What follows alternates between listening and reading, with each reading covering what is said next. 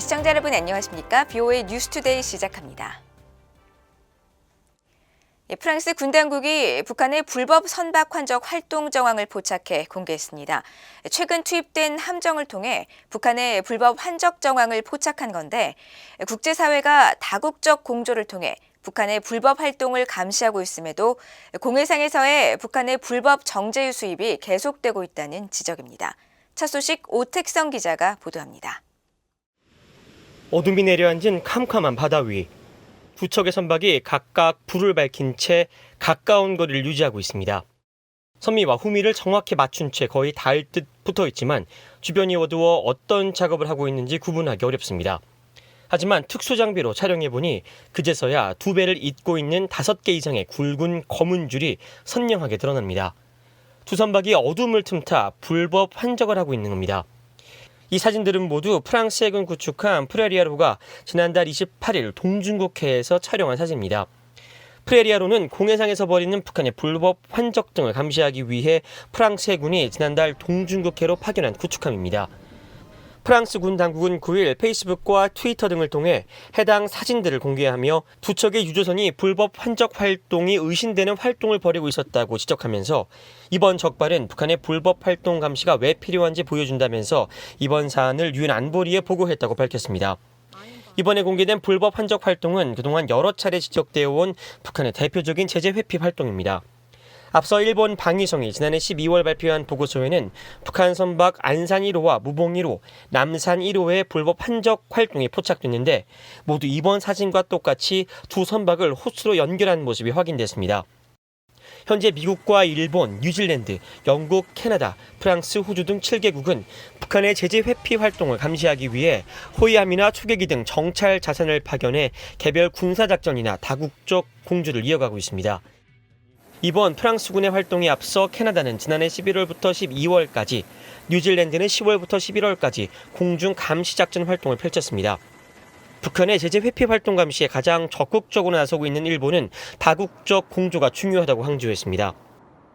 瀬戸りを含みます北朝鮮によります制裁逃れの対応強化に取り組んでいくことは国連安保理決議の実効性を一層高めるものでありまして 하지만 이 같은 다국적 공조에도 불구하고 제재를 회피하는 북한의 불법 환적은 끊임없이 이루어지고 있다는 지적입니다.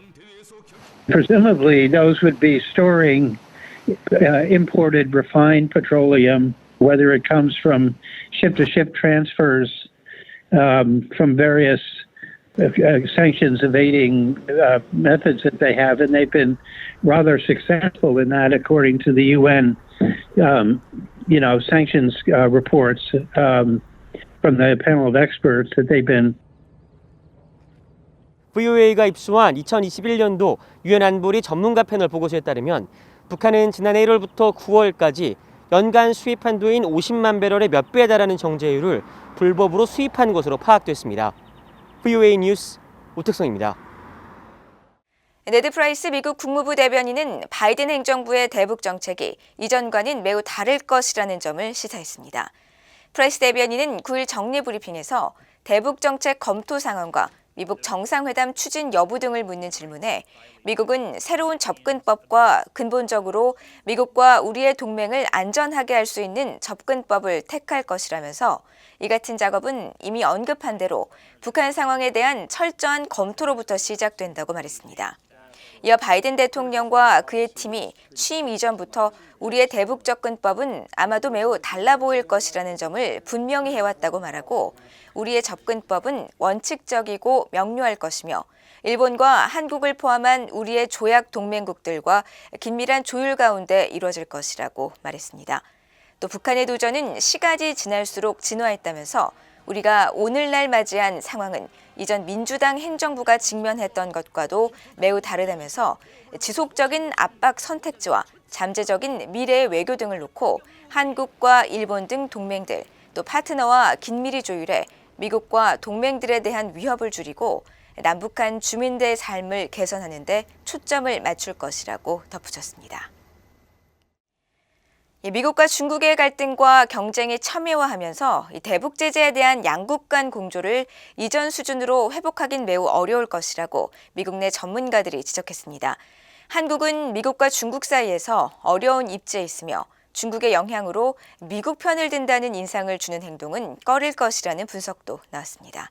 이조은 기자가 보도합니다. 마커스 갈로스카스 전 미국 국가정보국 D&I 북한 담당관은 9일 조지타운대가 주최한 화상토론에서 미중 간 경쟁이 증대되면서 북한 문제에 대한 미중 간 공조를 당분간 기대하기 어려울 것이라고 밝혔습니다. 바이든 행정부가 대북 제재와 관련해 트럼프 행정부 초기 수준의 미중 공조를 회복할 가능성은 매우 낮다는 겁니다. 갈로스카스 전 담당관은 그러면서 북한은 중국의 영향력과 의존을 우려하면서도 이런 점을 파악하고 중국과 매우 긴밀하게 조율하는 접근 방식을 택할 것이라고 분석했습니다. Kim Jong-un recognized there's a lot of mutual interest with China, and also recognizes that that essentially China is not going to try and force the issue and threaten North Korea with sanctions or pressure that would cause it to collapse. That China is not interested. 보니 글레이저 전략국제문제연구소 선임연구원도 미중 간 대립과 경쟁으로 인해 효과적인 대북 제재 체제를 다시 시행하긴 어려울 것이라고 말했습니다. In 2018, that really started to unravel, and the Chinese began helping North Korea conduct illegal ship transfers of North Korean coal, which went inside China's territorial waters. 글레이저 선임연구원은 그러면서 북한이 대륙간 탄도미사일 ICBM 실험을 재개하더라도 중국의 대북 제재 공조를 이전 수준으로 되돌리는 것은 매우 어려울 것이라고 전망했습니다. 오히려 중국은 북한의 행동과 관계없이 북한에 계속 상당한 원조를 제공할 것이며 다만 대북 지렛대 유지를 위해 북한 정권이 원하는 수준의 지원은 아닐 것이라고 분석했습니다.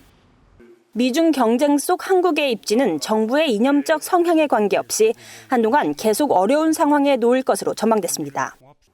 갈로스카스 전 북한 담당관은 과거 고고도 미사일 방어체계 사드의 한국 배치로 중국의 경제적 보복을 경험한 한국은 중국에 대한 경제 의존을 우려하면서도 미중 사이에서 미국의 편을 든다는 인상을 주는 행동은 경계할 것이라고 말했습니다. South Korea seems very reluctant to engage in any activities outside of the peninsula, outside of what it feels it needs to do vis-a-vis North Korea in particular, in a way that could antagonize China. There's been some limited actions, but in the end, South Korea is reluctant to be seen as siding with the United States against China. 갈로스카스 전 북한 담당관은 그러면서 한국의 이 같은 입장은 미국 내 불만을 일으키는 것 같으며 이런 상황은 중국의 지원으로 북한을 다루려는 미국의 어려운 난제가 될 수 있다고 지적했습니다. BA 뉴스 이조은입니다. 저녁을 앞둔 미국의 필립 데이비슨 인도태평양 사령관이 북한을 당면한 중대 안보 위협으로 규정하고 북한의 김정은 위원장은 미국에 대해 호전적인 자세를 다시 취하고 있다고 밝혔습니다.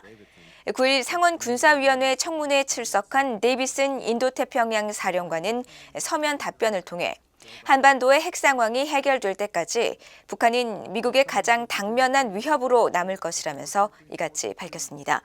특히 2019년 핵과 장거리 미사일 시험에 대해 스스로 취했던 유예 조치에 더 이상 얽매이지 않는다고 선언했다면서 대륙간 탄도미사일의 정확성과 준비 태세 향상 등 일부 신무기 현대화 목표를 확인했다고 강조했습니다. 한편 미국 국방부는 8일 데이비슨 인도태평양 사령관의 후임으로 존 에퀼리노 태평양 함대 사령관을 지명했다고 국방부가 밝혔습니다.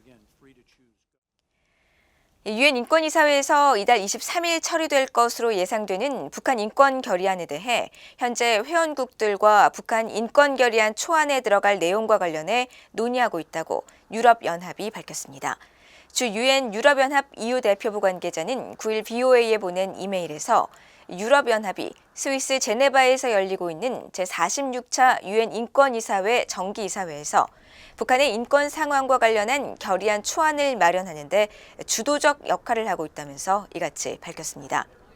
유럽연합 대표부 관계자는 이어 회원국 논의와 함께 비정부기구 단체들과 유엔 북한 인권 특별보고관과의 논의도 함께 진행 중이라면서 유엔 인권이사회가 다시 한번 북한의 인권 침해와 관련한 우려를 분명히 표명할 것을 확신한다고 밝혔습니다. 말레이시아 대법원이 대북 제재 위반으로 체포된 북한인 사업가 문철명 씨의 미국 신병 인도 거부 상고를 기각했다고 AP통신 등이 보도했습니다. 이들 보도에 따르면 말레이시아 당국은 지난 2019년 5월 미국의 요청에 따라 북한의 사치품 공급과 위장 회사를 통한 자금 세탁 등 대북 제재 위반 혐의로 문 씨를 체포했으며 같은 해 12월 미국으로 인도해달라는 미국 연방수사국 FBI의 요청을 승인했습니다. 장기 체류 비자로 지난 10년 동안 말레이시아에서 거주해온 문 씨는 주로 중국을 상대로 사업을 벌여온 것으로 알려졌으며 이번 기소와 관련해서는 싱가포르 회사를 통해 북한에 대한 판유와 콩기름 공급에만 관여했을 뿐 유엔과 미국이 금지한 사치품은 보낸 적이 없다고 주장하고 있습니다. 문 씨는 대북 제재 위반 혐의를 부인하며 말레이시아 법원에 낸 신병 인도 승인에 대한 항소가 기각되자 또다시 상고했지만 대법원의 이번 결정으로 최종 기각됐습니다.